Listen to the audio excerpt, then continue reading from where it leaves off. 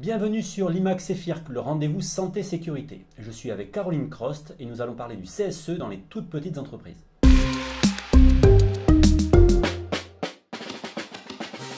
Caroline, le CSE, on en a beaucoup parlé depuis plus d'un an, et notamment parce que c'est devenu obligatoire depuis début 2020.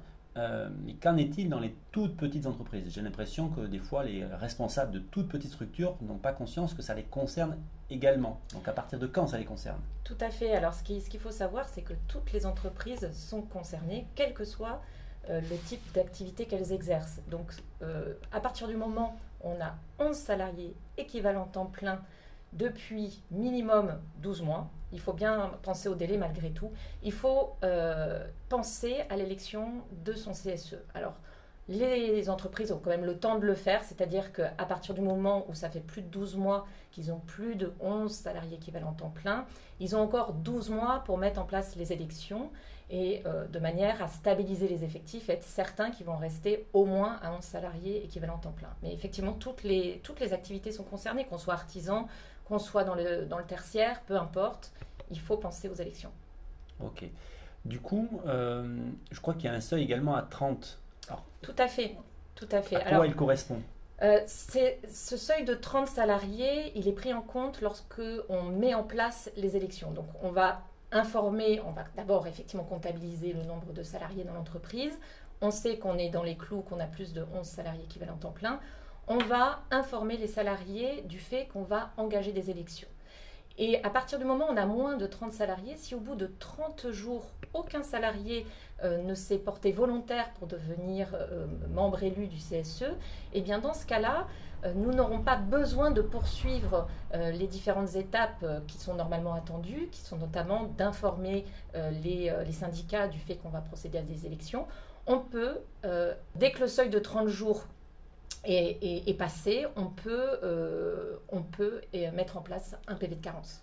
Voilà. Pour dire que oui, pour dire tout simplement qu'il n'y aura pas d'élection et puis surtout montrer patte blanche vis-à-vis de la directe qui attend, lorsqu'il y a plus de 11 salariés équivalents temps plein, que des élections se fassent. Donc il faut prouver qu'il n'y a pas eu de candidat et donc établir un PV qui sera validé par le chef d'entreprise et les salariés également.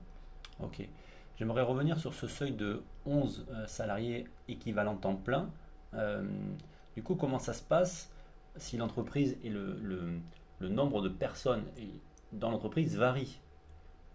Donc, tu nous expliquais qu'en fin de compte, ça se passait sur les 12 mois précédents. Mais voilà, si du coup, on sait qu'il va y avoir des licenciements dans les semaines ou mois à venir, est-ce que c'est nécessaire? Voilà, tu peux nous réexpliquer ce contexte-là?